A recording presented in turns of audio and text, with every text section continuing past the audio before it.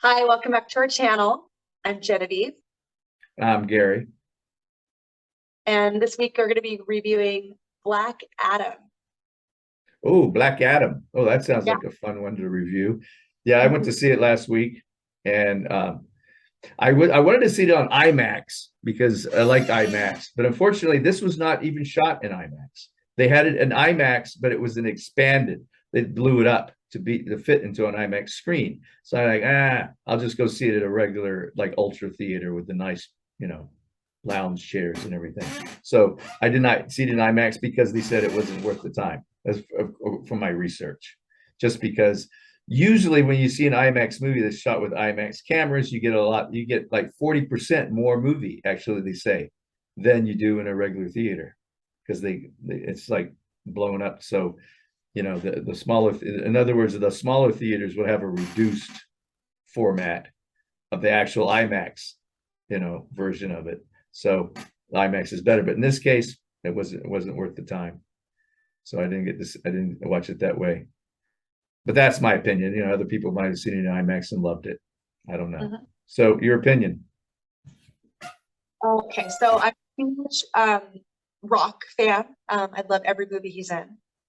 Um, I enjoyed this film, and I'm sad to say that did not meet my expectations. It's really hard for me to say that. I still enjoyed it. It was still fun. Um, it's really hard to, I mean, it's a forgettable film. Um, but the boys liked it. I was with two 14-year-olds. They loved it. I really liked the young kid that played the Smash. I don't know what that part was called, where he gets big. I enjoyed Adam his, King. Mhm. yeah, he got He's some laughs. he's like a popular teen star of some sort. He's done some Is he? stuff. I can't remember what, but I looked him up. I'm sorry, I don't know his name. I don't know anything about his work, but I did see that he's actually had some popularity in some other shows or series or something like that. Yeah, us old people don't know who he is. Yeah, yeah. But All we I know is did Pierce like, Bronson, right? you're right, exactly. Pierce Brosnan. Yeah, I liked him, but it was fun to see him in this movie. Yeah. So I like the young kid. Um, I mean, really, the only thing that stood out to me that I found very annoying, which I assume that they thought it would be funny. I'm sure that the director, they got around in one of their little meetings and said, wouldn't it be funny if he never goes through a door and he just like smashes through every wall? Found that very annoying and irritating that he never used a door. Well, thank Um, God that. Oh, go ahead. Sorry. oh, go ahead. Oh, I say thank God because I kept thinking the same thing. In fact, the first thought that came to my mind, don't they have doors in the year 5000 8 Yeah, BC? And then finally, Pierce Bronson said it later on near the end of the movie. I go, thank God he finally brought it up. again, I think it's just like, it's probably just a director decision. Like, it'd be really funny for him to never go through doors. Like, no, it was so annoying. And then I also found it annoying that like he's from what 5,000 years ago. Is that I can't remember. Something like I that. only Yeah. saw it last night. I should Yeah. know this, Yeah. but Okay. that he like had no observations on how there's cars and the technology, and it was just like that was not even a thought in like his Well, reaction to coming into he, this world. he's a god. He could like blow people up with electricity coming out of his hands. So it's like that's amazing to us, right? I He's already at the technological height of his of evolutionary powers. Anyway, it's a comic I book don't know. movie. But I'm not trying to defend it or anything. I'm just saying. I just thought it was not my favorite. I don't know. I didn't know what to say because I hate just to not love on my rock, but I did love the film. Well, I thought it was I'm with you. I did not. I thought it was a weak effort, and DC has been having lots of problems. I think the Superman movies were very good. The first two with Henry Cavill, and Superman shows up at the end. They've been having since Justice League, and I enjoy Justice League myself, but they've been having popularity problems. People don't like their movies as much as they like Marvel. The DC, Mhm. the DC universe is just not hooking in to the imaginations of the American public as much as it probably should, right? Because they were basically before Marvel. I mean, DC was around before Marvel, and gosh, somebody told me that what DC stood for. Now I can't remember, but it's kind of interesting. But anyway, the Superman, was one of the first, superheroes ever. Followed by Batman, who was not a superhero, but a rich guy who has super toys, as they say. But to me, let's go back to Black Adam. It was a big, loud headbanger of a movie. It was a WWE SmackDown, right? I mean, Yeah. I think that was the charm that the Dwayne Johnson, The Rock, thought. He said, "Oh, I get to do that. I get to do the worldwide wrestling in outer space or out up in the air or whatever the heck was going through his mind." Well, I think he just also wanted to tie into being being a superhero. Every star's dream, I guess, right? And Yeah. he, uh, it's his first superhero movie, and is also an anti-hero. You know, which and they even make a point of, and remember we're talking about John Carpenter's vampires. We're talking about the spaghetti western, and they even put it right on TV, so they don't, so not to make too fine a point of it, but this is inspired by the heroes of the anti-heroes of the spaghetti westerns, right? He has the good, the bad, and the ugly right there on the TV set, and then when he comes in, he blows up the television. Yeah. So yeah, influenced by film noir, influenced by spaghetti westerns.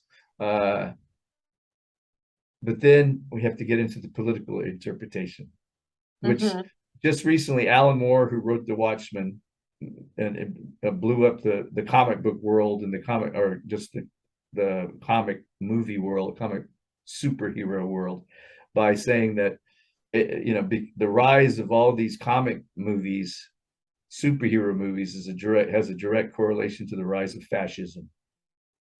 And there's fascism all over the world right now, not only in a rise of not only in America, but other places too, including England. So, I mean, it doesn't take too far of an imagination to see the MAGA world taking the Black Adam and then putting Trump's face right on, photoshopping Trump's face onto Black Adam as he goes around destroying his enemies, right, in the worst possible way. But which brings us back to Alan Moore. Why is this? Why does this happen? Why is this rise of fascism along? He sees the parallels between the comic book. It's because it's so black and white. Good and evil, and some people might think that Black Adam destroying his enemies is fine. Everybody else in that little world of the Black Adam did not think it was fine, but he thought it was justified. Every killing he made was completely justified to him. But then at the end, luckily, because then I'm thinking, boy, what a fascist! You could, Batman's a fascist. Superman really kind of toys with fascism and his stories, and he has to get it under control. He sits in that throne at the very end, right? Black Adam, and then he goes up and he smashes it and says it doesn't feel right. And I thought, oh, finally, that was actually I thought was a good ending for Black Adam. Yeah, that was a great ending. Right. So yeah, I was finding it disturbing because of all that. I'm just looking at my little notes here. Yeah, there's lots of inferences to the strongman rule. Xi is just taken over China for the third decade, or his third time in power, and basically he'll probably be the emperor of China until he's dead. So then Trump might come back very easily. So it's just happening all over the world in all these different countries. I'm just looking at it.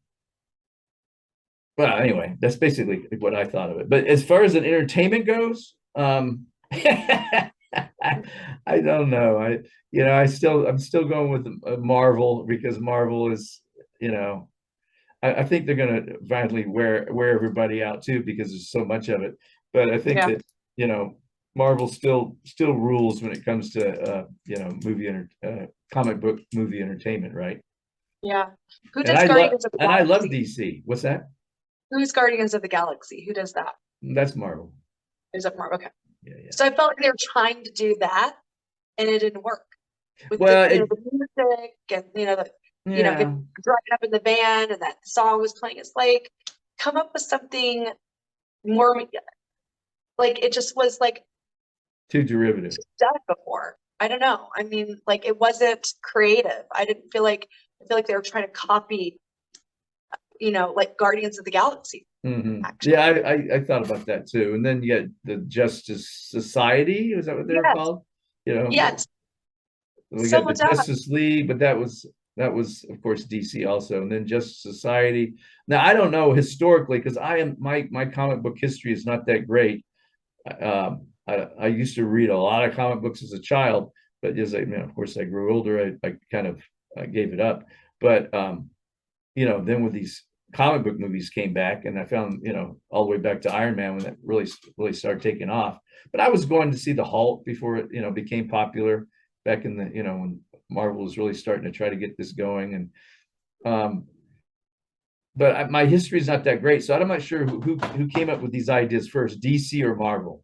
I know that DC was around before Marvel, but Marvel was always so influenced by DC. We're talking about comic books now, but now, of course, Marvel being so popular, now they're being influenced by DC's being influenced by Marvel, right? It's coming the other way around, snake eating his own tail kind of thing.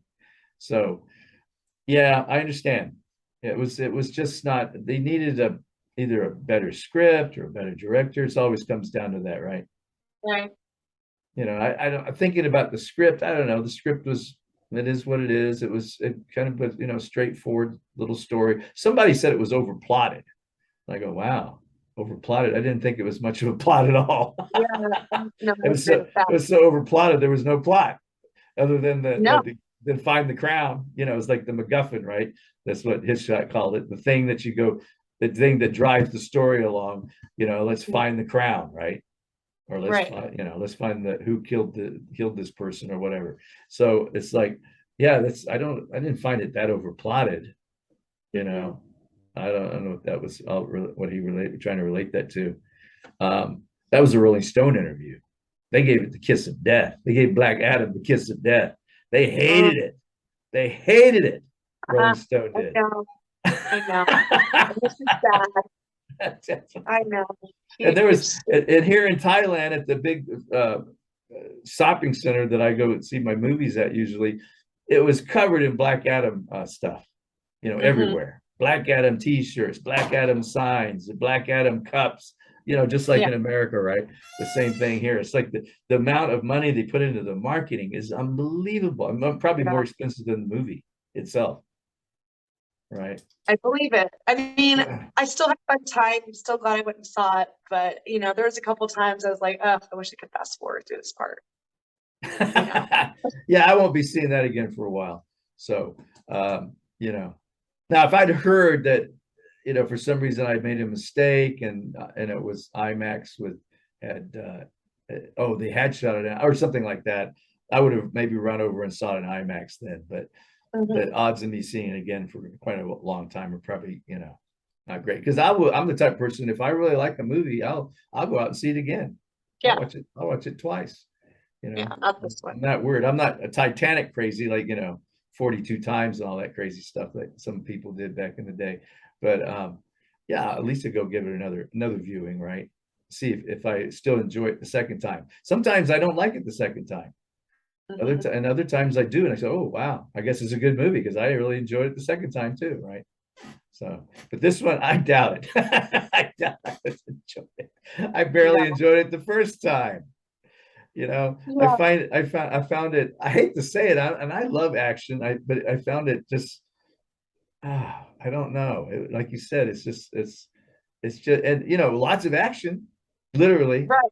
They had very little downtime, right? Yeah. I was literally during some of the action scenes, like to pass the time by, I was like looking at like the buildings in the back. It's like, oh, they have KFC back where was it filmed? I don't even know what city. It's probably a big. Well, you know what? It's shot in New Zealand, Okay. and I think they Okay. said Hungary also. Hungary.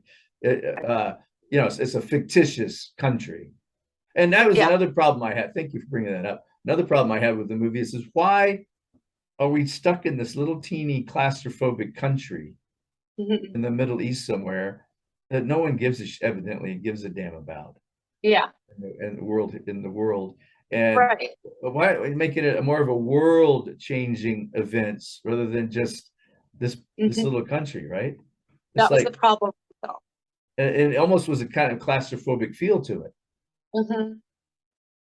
You know, Yeah, that was you the know? problem. That's the problem. And again, I know you don't necessarily agree, but I thought it was a huge problem that he wakes up after 5,000 years and he doesn't, and he did comment on this isn't my city anymore, but he's not commenting on airplanes and televisions and cars. Right. I mean, that made no sense to me. Like Hmm. they could have made that a bit, and that would have been funny and fun to play with, Yeah, it's but they like just ignored it. right. Because like when I do a little writing, and when I'm writing, I sit there and I think, or writing a story or something, I'm thinking about those things, like, you know, and to the point where I kind of like become obsessed and like, oh my God, how, and you start asking all these questions and you feel like you have to answer them. And it becomes, and I guess the writer said, well, fuck that. I'm sorry. Oops. I'm not going to answer those questions, right? Yeah. I'm just gonna go on. Like I was thinking the walking through the wall thing. I think that maybe uh you know, they got bored, or maybe The Rock said, you know, this is kind of a dull scene. What if I just walk through the wall? Liven this scene up a little bit. And you know, so I don't know. It It was stressed me had out. lots of So, troubles. It was very yeah, troubled. It was a troubled movie, right? yeah, it You know, was. And again, I just don't understand. You spend so much, I mean, how much money on a movie like this? $200 million. Does that sound right? And you can't get it right. at least. Oh And my you God, can't I get it right. watched the CGI artists, and that, you know, again, there's an army of CGI. I mean, they go and these actors go and they you know, they do a little bit of, actually I don't know if the actors even go on to these. I think they go to like New Zealand or wherever they go, and they shoot the exteriors, and then you know, then they have do the sets, because a lot of that was studio sets and stuff, and then they have the green screen, and they do all the CGI work, right? Which is an enormous amount of work, and and then you have these artists just working on their computers for, you know, for months, I guess, so they get it all, you know, worked Yeah. out. And so it's an enormous amount of time and money, and you think they would spend a little time on the script, right? But again, So annoying. like I said, it was just a straight action film. It It was could have been just great. it It was could have just been great. yeah. I mean, it's an interesting character. Black Adam Mhm. is definitely an interesting character, and I guess people have been wanting to see it for years because he's, you know, a superhero that really steps over the line. I can't think of any other superheroes other than when Superman goes bad. You know, Mhm. uh, that's he's the only other, both of them. You know, I mean, but Black Adam's not affected by any kind of, you know, outside force to make him bad. He's just naturally badass, right? So I think people really like that character, and they were all, I don't know what the hardcore Black Adam fans feel about the movie, so, or Yeah. anything like that, since I'm not really tied into the comic book world per se. I don't go to, you know, what's it called, Comic Con and all that stuff, even though it's there in San Diego all the time. I've been there around San Diego most of my life. I think I went to Comic Con once back in like 1980 something, and it was like Mhm. it was just a bunch of guys with with comic books inside boxes selling them. It was at Golden Hall, which I don't think even exists anymore, down in downtown San Diego, and it was literally just a bunch of comic book salesmen, and you just walk around, and there were a couple little workshops. I think I remember sitting in a couple of them about comic books and stuff, but you know, there was none of this, you know, incredible craziness that goes on now, right? It's just a huge, it's like an international event now, right? So, you know, Well, but I'm how sure are we? oh, I Well, I got my full glass here. It's our new system where we'll each have a glass, and since neither of us particularly cared for Black Adam, we'll drink it down to whatever level we think the movie deserves. I just dripped. That's Well, half. I I mean, don't think I give it even 50%. So I'm going down to, the effort they put into it. I mean, with all the work, it I was a think good about shot. 30% for me. It was a good shot. They Uh, tried their best. Half, Well, 50%. I don't know if they even tried their best because Well, the script writer did it. well, I think I didn't even look at the script writers to tell you the truth. I think there might have been a couple of script writers on there. There's always, even if they have one guy, to give him some guy credit, there's usually a team of writers because To put us on the team, we'd yeah, make it better. I don't know about that, but it's Oh, not yeah, we would. it's not easy work It's not because easy you work, gotta but you we'd make gotta it better. you gotta deal with the powers, the producers and such, and Dwayne Johnson being one of them. I mean, there's like pretty Well, much. he's wrong. You're wrong, Dwayne. You're wrong. And he probably has to deal with his Wrong. own, issues too. Because Uh, that's the trouble with movies. It's especially movies like that. It's unless they've got a real good stranglehold on it, like those two guys that do the Marvel movies, those two writers, they just got a real good grip on all that. I don't know. I don't know what the inner dynamics of all that is, but I'm sure it's not good. It's like, you got to answer to your shareholders, kind of like yeah. in the business world, right? So anyway, and it's That's the always problem. a miracle if a Also good the movie gets problem. made. Excuse me? That's also the problem because you have to answer all these people. And when you Right. don't have to answer as many people, that's when good movies get made because you get to just, be creative and not worry so much. And then, the higher the stakes are, the more I feel like the creativity and the storyline suffers. Yeah, Because and it can go the other way too. Sometimes the let's say a big director can fail also because he's got too much power now and he does crazy shit, right? So, and then again, they can do some great things too. So it's all a kind of a hat trick or whatever they call it. But yeah, in this case, who knows what happened? It just didn't gel, as they say, right? Right. The cake fell when it was in the oven. So, and I don't even know who the director was. I didn't even look that up because I wasn't that impressed. It was just kind of so just pedestrian, just kind of, you could phone it in, right? Yeah. Kind of thing. If the person knows a lot about all that, the CGI and everything, because like I said, a lot of it's done in a studio with the green screen and all that. Yeah. Or like the Mandalorian, like with game technology and all that stuff. So another one, Mandalorian's another one, ties into spaghetti westerns, right? Directly influenced by Clint Eastwood and the old spaghetti westerns. But that's good stuff, though. That's good stuff, yeah. Well, it's got a sense of humor to it. It's got that, I can't remember his name now, the guy who does that. He's funny. So talking about the director, the writer. But this one just, I liked a kind of it tried hard at being humorous, right? But failed miserably. So anyway, I think we should wrap it up and